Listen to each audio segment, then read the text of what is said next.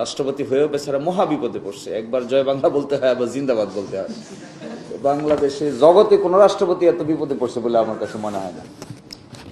কিন্তু আমি একটু খুব আশ্চর্য হই, এই এম্বারাসমেন্টটা একটা শিশুও বুঝে। বিএনপিকে এম্বারাসড হয় না?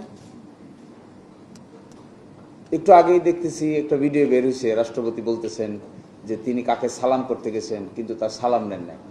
পরে বুঝতে পেরেছেন যেহেতু তিনি রাষ্ট্রপতি হবেন, সুতরাং সালাম নেওয়াটা, পায়ে ধরে সালাম নেওয়াটা ঠিক হয় নাই।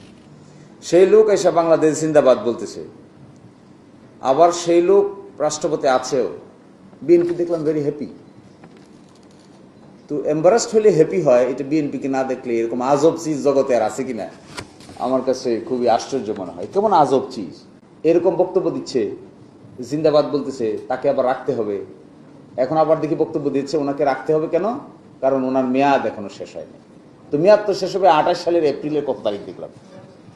এতদিন পর্যন্ত এটাকে সোয়ালো করে করে যাবেন। যাক, ওনাদের ক্ষমতা আছে।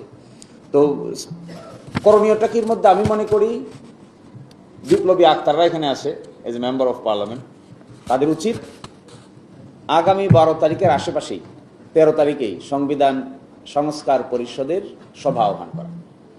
সেখানে তারা একটা জিনিস করতে পারবেন, আর একটা জিনিস করতে পারবেন না।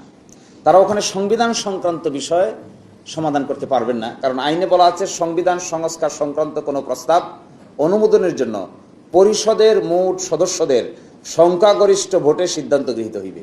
এখানে সূক্ষ্ম ব্যাখ্যা বিশ্লেষণ করলে এটাও পারবেন, কারণ পরিষদ তো গঠিত হবে তাদের দ্বারা যারা শপথ নিয়েছেন। তো বাকি যে 200 কত জন তো শপথ নেয় নাই, ওরা তো পরিষদের মেম্বার না। পরিষদের মেম্বার হলো এই 78 জন।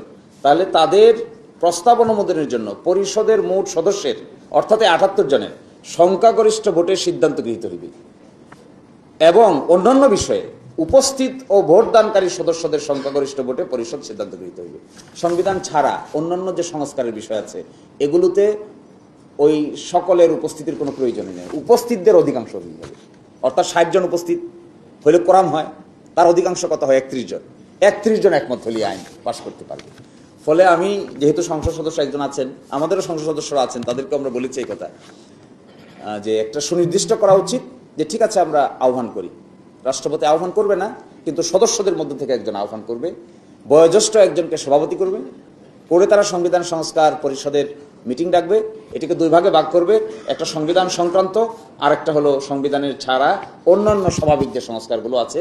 84-র ভিতরে 47টা ছিল সংবিধান সংক্রান্ত, বাকিগুলো তো সংবিধান সংক্রান্ত না।